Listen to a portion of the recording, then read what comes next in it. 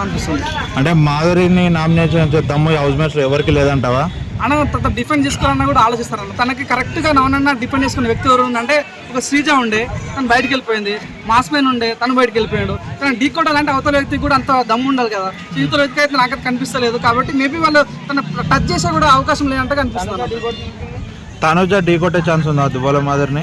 Chance ఉందన్న. Maybe ఇక్కడ time ఉంది కదా, మేబీ నెక్స్ట్ వీక్ కానీ వచ్చి కనిపించే ఛాన్స్ ఉంది. ఎప్పుడైనా కూడా ఒకరు నామినేషన్ చేయాలి, తప్పులు అనిపించాలి. సో మా దగ్గర తప్పులు కనిపించినా కూడా తను నామినేట్ చేస్తలేరంటే ఎందుకో భయపడుతున్నారన్న ఫీలింగ్ అయితే కనిపించింది. మరి ఇంకోటి ఏంటంటే ఈ మధ్యలో ఆయిషా వీళ్ళంతా బయలు వచ్చిన తర్వాత ఈ బాండింగ్స్ అన్ని లేపేసామన్నారు కదా. ఈ 1 వీక్ మొత్తం ఇదే బాండింగ్ మీద నడుస్తుంది. బాండింగ్ కట్ అయిపోయింది.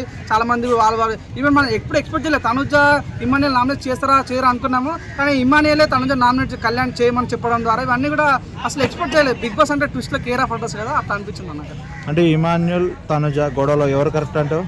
నాకైతే ఇమ్మానియల్ అనిపిస్తాను. ఇమ్మానియల్ చాలా మంది మాస్క్ ఆడుతున్నారు అంటారు, కానీ ఒక గేమర్కి ఒక గేమ్ తెలిసి ఉండాలి. సో అవునని కదన్నా చూడన్నా బిగ్ బాస్ కప్ ఒకటే. సో అది ఇమ్మానియల్ సుమన్ శెట్టి అని మనకు చెప్పలేం. కానీ సో చూడండి భరణి గారు అవునని కదా టాప్ 5 క్యాండిడేట్. సో అక్కడ అవకాశం ఉంది, భరణి గారు సేవ్ చేసే అవకాశం ఉంది. కానీ తన అవకాశాన్ని వాడుకొని ఇక్కడ టాప్ 5 నాకు ఎట్లా పోటీ వస్తున్న ఉద్దేశంతో భరణిని లేపేస్తాడు. ఆయన తన గేమ్ స్టార్ట్ చేసి గేమర్గా మన ఆన్సర్ చెప్పాల్సిన అవసరం ఉంది. తనుజ కూడా అంతే కదా. తనుజ అవునని కాదని తను కూడా టాప్ 5 ఉంది కాబట్టి తనుజని హెల్మెట్ చేయాలని కోరుకుంటాడు. కాబట్టి అవునన్నా ఇక్కడ బంధుత్వాలు చూడకూడదు, కేవలం గేమ్ చూడాలి. కాబట్టి ఇమాన్యుల్ గేమ్ ఆడుతాడు. తనుజ ఒక్కతే మాత్రం బాండింగ్స్ అనే బిగ్ బాస్ ఇప్పుడు చరిత్రలో కూడా ఎక్కడ కూడా నాన్న అమ్మ తల్లి చెల్లి ఇట్లా పేరు లేకుండే. ఈ తనుజ ఒక్కటే వచ్చి ఇట్లాంటి బంధాలు స్టార్ట్ చేయాలనుకుంది.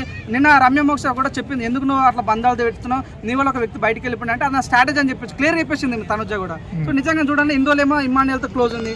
ఇమ్మాన్యుల్ కొంచెం డిస్టర్బ్ కానీ ఇప్పుడు కళ్యాణ్ అంట మొన్న నాగార్జున వీడియో ఇప్పించిన తనుజ నీకు ఇట్లా ఇన్సెక్యూర్ అనిపిస్తుంది అంటే లేదు సార్ నాకు ఏం అనిపిస్తలేదు. మళ్ళీ అదే నామినేషన్లో కళ్యాణ్ భుజం చేస్తే తనే అడుగుతున్నది. సో నీకు ఎప్పుడో అప్పుడేమో ఇన్సెక్యూర్ అనిపించింది, ఇప్పుడేమో సెక్యూర్ అనిపిస్తుంది అన్న ఫీలింగ్ ప్రజల్లో కలిగింది. వాస్తవంగా అయితే తనకు స్ట్రాటజీతోనే వచ్చింది.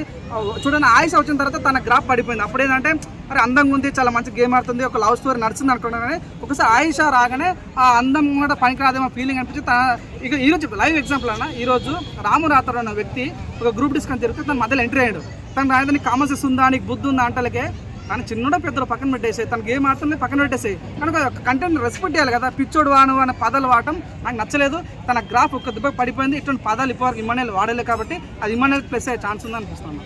అంటే రీతుకి నమ్మక ద్రోహం చేశాడు ఇమాన్యుల్ అని చాలా మంది అంటున్నారు. నిజంగా నమ్మక ద్రోహం చేశాడు ఇమాన్యుల్ అన్న? చూడండి, నిన్న కూడా అదే గేమ్ స్ట్రాటజీ. ఈరోజు చూడు కళ్యాణ్ కూడా తనుజ నామినేట్ చేస్తున్నాడు, కానీ సీన్ కట్ చేస్తేనేమో మన సంజన చేశాడు. సో గేమ్ అంటే ఈ రకంగా ఉంటుంది కాబట్టి సో వాళ్ళు ఆడిన విధానం అట్టు ఉంది, వాళ్ళు తీసుకునే విధానం ప్రజలు బుద్ధి చెప్తారు. కాబట్టి నాకైతే పర్సనల్గా నాకైతే ఇమ్మాన్యుల్ అయితే గేమ్ బాగా ఆడుతున్నాడు, నవ్విస్తున్నాడు. ఈరోజు టాస్ చూసుకుంటూ కూడా వాళ్ళు ఎంత కోపం మనం తిట్టుకున్నప్పుడు కూడా నవ్వించే గేమ్ కాబట్టి మళ్ళీ తనుజ దగ్గరికి వెళ్ళి మళ్ళీ కామెడీ స్టార్ట్ చేస్తాడు. ఒక గేమర్కి ఉన్న లక్షణం ఏంటంటే కలుపుకపోవాలి, అందరూ కలుపుకపోవాలి.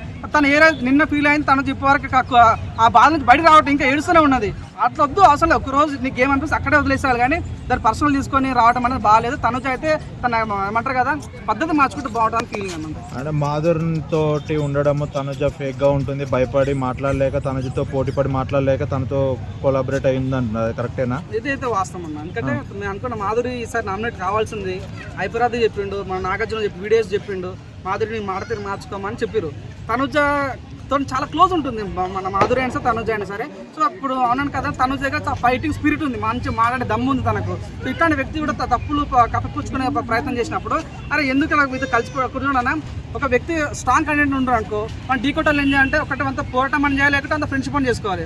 తనుజ అదే చేస్తుంది అనిపించింది. పోరాటం సత్తా లేదు కాబట్టి మొత్తం ఫ్రెండ్షిప్ చేస్తున్న ఫీలింగ్ కలిగింది.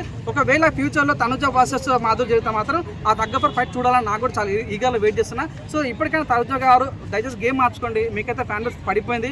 ఈ రోజుతో అయితే నిజంగా రామరాత్రి ఇన్సల్ట్ చేయడం వల్ల చాలా మంది కూడా హట్ అయ్యారు. సో దయచేసి ఈ సాటర్డే నాగార్జున క్షమాపణలు చెప్పేయాలని కోరుకుంటున్నాను.